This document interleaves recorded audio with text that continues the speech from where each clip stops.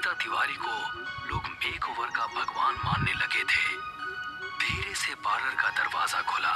श्वेता ने देखा कि एक सांवली लड़की जिसके चेहरे पर काफी पिंपल्स हैं अंदर आ रही है। वेलकम डियर, क्या नाम है आपका? मेरा नाम निशा है। तुम्हारी स्किन का तो बहुत बुरा हाल है, लेकिन तुम अब फिक्र मत करना।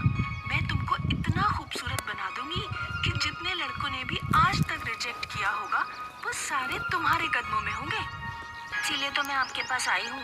पैसे चाहे जितने लगे मैं आपको ज्यादा ही दूंगी, लेकिन प्लीज मुझे इस बदसूरती से निजात दिला दीजिए। हो जाएगा, सब हो जाएगा। बस 1 महीने का ट्रीटमेंट है। तुम कल शाम 5 बजे के बाद यहाँ आ जाना, ठीक है? हाँ ठीक है मैम। अगले दिन निशा पार्लर पहुंची। Close your eyes my dear. Nisha ने जैसे ही आंखें बंद की तो उसने निशा की आंखों पर कुकुम्बर के स्लाइस रख दिए। फिर उसने चेयर को पकड़ा, एक कमरे में ले गई। निशा, अपनी आंखें मत खोलना, वरना आंखों में जलन होने लगेगी। And don't ask any type of question. Nisha अब चुप ही रही। श्वेता ने फ्रिज खोला और उसके अंदर से एक जार निकाला। लिक्विड के अंदर एक मेकअप ब्रश डुबोया और उसके बाद उस लिक्विड को उसने निशा के फेस पर लगाना शुरू कर दिया। कुछ ही मिनटों में निशा का पूरा चेहरा खून सा लाल हो चुका था और श्वेता के चेहरे पर रहस्यमयी मुस्कान झलक आई। अभी आधे घंटे के लिए तुमको ऐसा ही रहना पड़ेगा। चाहो तो सो भी सकती हो, लेकिन आंखें बिल्कुल नहीं खोलना। Okay ma'am. श्वेता वहां से चली गई और उस कमरे में निशा बिल्कुल अकेली थी। निशा को इतनी देर आंखें बंद करने से नींद आ चुकी थी। उसने देखा कि वो एक अंधेरी जगह पर खड़ी है जहां दूर दूर तक कोई नजर नहीं आ रहा है। तभी उसको 2 आंखें लाल लाल चमकती हुई नजर आई। कौन है वहाँ? ये सुनते ही एक बेहद भयानक लड़की उसके चेहरे के बिल्कुल करीब आ गई। निशा चीखती हुई अचानक से जाग उठी और श्वेता अंदर आ गई। क्या हुआ डियर, आप ऐसे क्यों चिल्लाई? निशा कुछ बोल नहीं रही थी। अभी ये समझने की कोशिश कर रही थी कि वो इस अजीब कमरे में कैसे आ गई।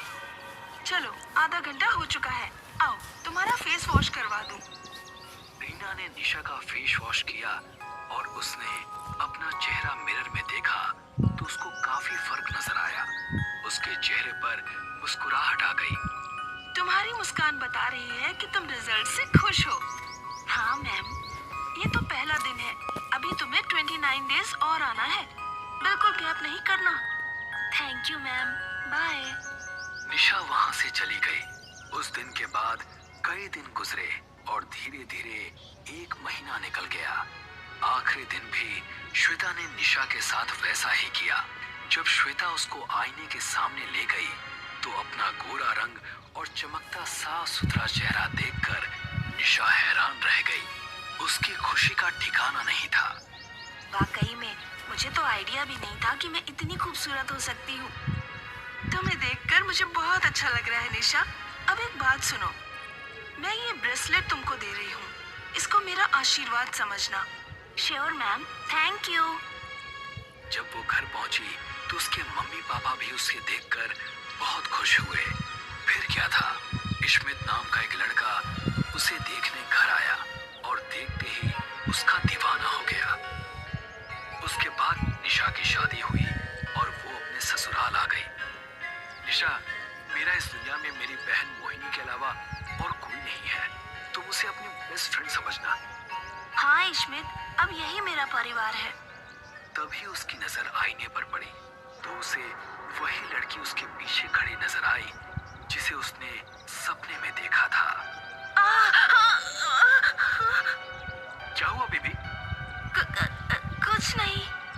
निशा को अब हर जगह वो लड़की नजर आ रही थी। उसे हमेशा ऐसा लगता था कि हर वक्त कोई ना कोई उसके साथ है। उसे समझ नहीं आ रहा था कि उसके साथ ये क्या हो रहा है। वो किसी भी तरह से इन सब से अपना ध्यान हटाना चाहती थी।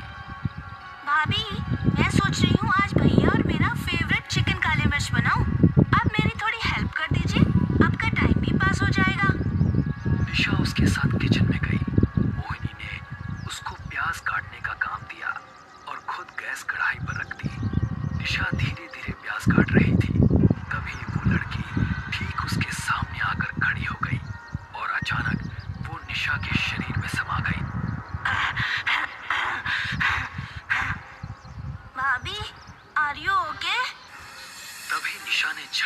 उसकी तरफ देखा।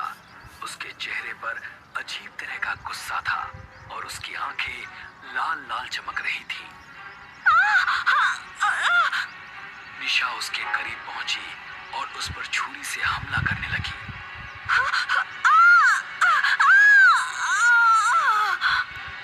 एक कट उसके हाथ पर लगा और दूसरा उसके कंधे पर।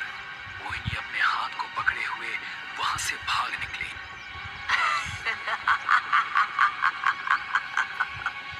निशा छुरी पर लगे उसके खून को चाटने लगी। मोहिनी सीधा घर के बाहर आकर रुकी। उसकी कलाई और कंधे से खून निकल रहा था। उसने तभी इश्मित को कॉल लगाया। भैया, भैया, आप कहाँ हो? क्या हुआ छोटी, तुम इतनी डरी हुई क्यों हो? भैया, भाभी को पता नहीं क्या हो गया है। उन्होंने छुरी से मुझ पर हमला भी किया। क्या?